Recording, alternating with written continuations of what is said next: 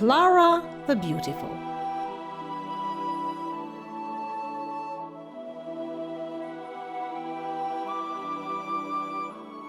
Once upon a time, in the kingdom of cedars, lived a mighty prince. He loved to hunt in the cedar woods, mounted on his steed and surrounded by his nobles. One day, he was after a majestic stag that was wearing a big sapphire on its forehead. The stag was peacefully watching over its herd in a clearing. The mighty prince took out an arrow, stretched his bow, aimed and shot at the stag. The arrow was flying with strength and precision toward the stag's heart, but to the prince's surprise, it suddenly turned into a tulip as it was approaching the creature, and it landed softly at its feet. "Mighty prince," said the stag, "I am the king's spirit of the forest, and as punishment for your endless hunting of my subjects, I will turn you into a poor minstrel. You will wander around singing for people for a penny, and will live in a shabby, tiny hut until you manage to tame the smug and lazy daughter of the Green King by using only kindness and wisdom. If you manage to turn her into a dutiful and loving wife, you will be made king, and she will be your queen." In the meantime, in the neighboring kingdom, the astonishingly beautiful daughter of the Green King was as lazy and stuck up as she was fair.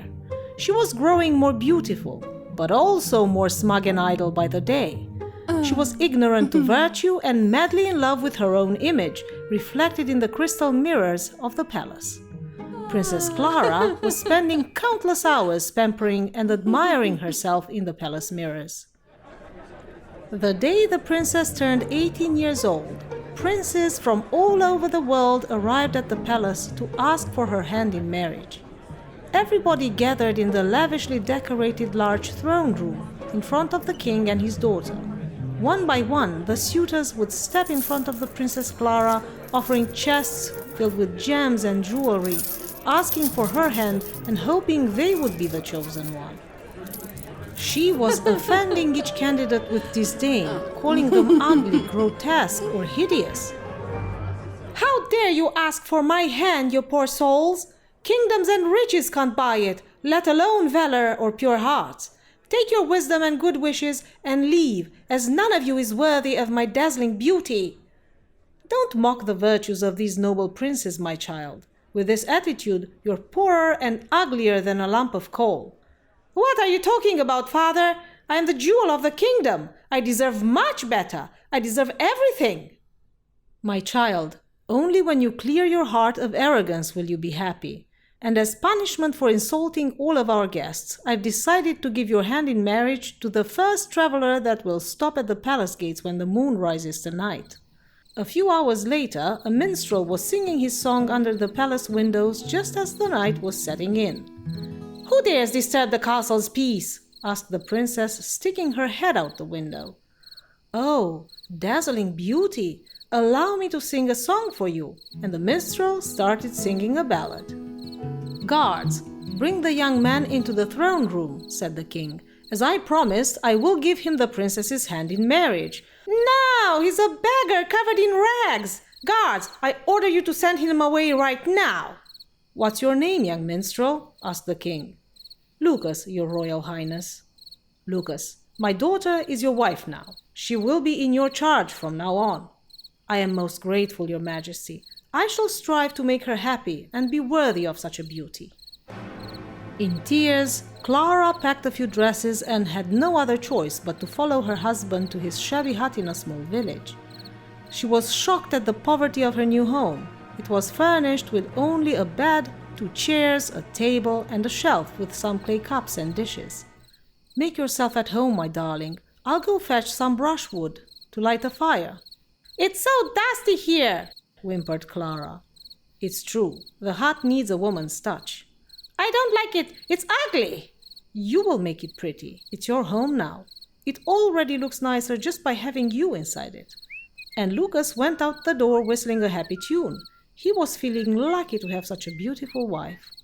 Klara was thirsty, so she took one of the clay cups from the shelf and was looking at it with disgust. "What a crude thing! Nothing like the crystal glasses from my father's palace. I hate it here. Why on earth is this happening to me? and she grudgingly pushed all the clay dishes from the shelf to the floor. Startled, Lucas came rushing in. "My darling, are you all right? Only I heard strong noises." "Oh, you dropped some dishes. Not to worry, I will make new ones tomorrow, and you can take them to the fair and sell them so that we can buy some food." "Me? Sell at the fair? No way!" Next day at noon, Klara woke up and Lucas was nowhere in sight. She stretched and turned and then dressed up and went behind the hut looking for him. She found him stacking clay dishes and pots freshly taken out of the oven onto a small cart. It seemed he'd been up all night kneading the clay, burning the oven and painting the pots. "Good morning, my darling. You shine brighter than the sun. Your presence brings unknown joys to my heart." "He's sweaty and in rags, but his smile is kind and true," she thought to herself. "I just finished these pots. Would you be so kind as to take them to the fair and sell them while I prepare the next batch?" "Never! You can't force me! I will tell my father!" "We are poor, my darling, and this is the only way we can earn enough to feed both of us."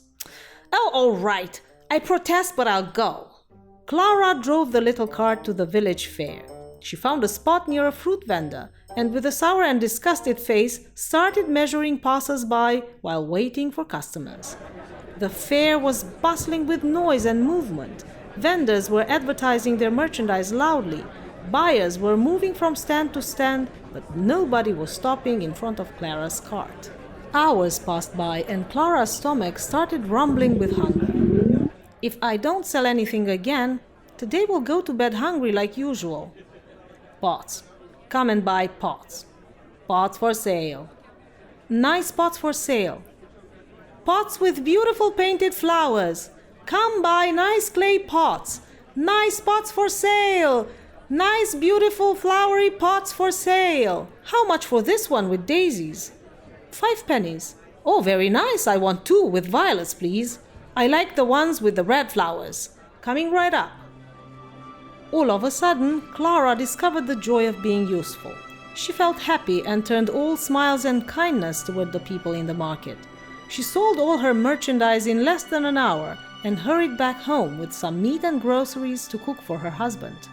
The next day, Lucas worked all night again and prepared another batch of pots for her to take to the market. This time she gladly steered the cart toward the village. On the way, she started humming the tune she heard from her husband while admiring the delicate little flowers he had painted on the pots. Out of nowhere, a rider came rushing toward her cart as she was making a corner, and the horse's hooves flipped the cart over, turning all the pots to shards. "Hey, watch where you're going, you klutz!" said the rider from the top of his lungs. "Oh no, my husband toiled all night to make these. Oh, rider, please pay for the damage you've done," she cried in vain as the night was already far away. I am so clumsy. How could I let his toil go to dust so easily? I am not worthy of going back to him. He's so kind and works so hard for us, and I wasted all his efforts. I can't go back. I'll go find work somewhere else and repay him," Klara thought to herself. She took a main road looking for a place that needed workers, and as she was walking, she met an old woman carrying a heavy pile of twigs. The granny was so tired she could barely walk. "Hello, Granny. Please allow me to carry those twigs for you." "I live far away, my child, on the other side of the forest." "It's all right, Granny. I will carry them for you there." But I am poor, my child, and I have no way to repay your efforts." "Oh, Granny, seeing you safe and happy is the payment I'm looking for." You are so kind, my child. Remember my advice. Kindness and diligence are the keys to true happiness." "Thank you, Granny. I will always remember your words." And Klara took the big pile of twigs on her back and accompanied the granny home. After saying goodbye, she noticed a big castle not too far away from the old woman's hut and reckoned she might find work there. The guards sent her to the royal kitchens to help with peeling vegetables and carrying water. Soon she proved to be very hardworking and a quick learner. She strived to help everybody, and soon all the kitchen staff couldn't do without her. Everyone appreciated her, and she brought smiles and happiness wherever she went. One day, The arrival of the king of the Cedar Kingdom together with the Green King was announced at the castle. All the people gathered at the gates to cheer the arrival of their highnesses. Klara was among them, as she was hoping to get a glimpse of her father, the Green King, whom she had been missing bitterly. An elegant courtier announced, "The Cedar King is coming together with his father-in-law! Let the trumpets play!" Beloved subjects, today I want to present to you my beautiful, kind, and hard-working wife. "Who is she? Who is she, your majesty?" asked the people. "Klara, where are you, my beloved? Come next to me, my queen," said the king, looking directly into her eyes and stretching his arm in her direction. All eyes turned in expectation toward the kitchen maid that they all came to love. "Who, me? It cannot be. My heart belongs to someone else." "It belongs to me," said the Cedar King.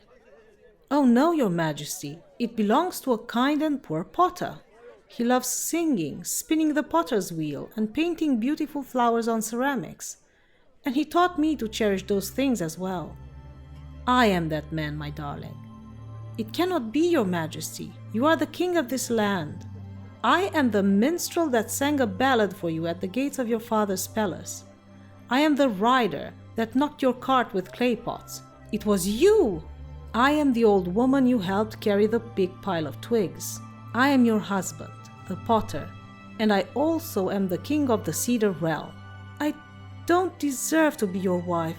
You are so kind and wise and patient, and I am a stuck-up and lazy woman in rags." "You were stuck-up and lazy, but you've changed. Your heart is pure now. You have never been more beautiful. I am asking for your hand and heart in marriage again in front of my people. Will you give them to me?" "Yes, with all my heart." "You have my blessings, my children," said King Green with teary eyes. "My beloved daughter, I am so proud of you. You learned to value virtue and kindness. You will surely have a happy life from now on." And the great wedding party started at the castle. It lasted for 3 days and 3 nights, and all the neighboring kings, princes, and princesses attended the happy celebration. The Spirit King of the forest was also invited as an honored guest, and they all lived happily ever after.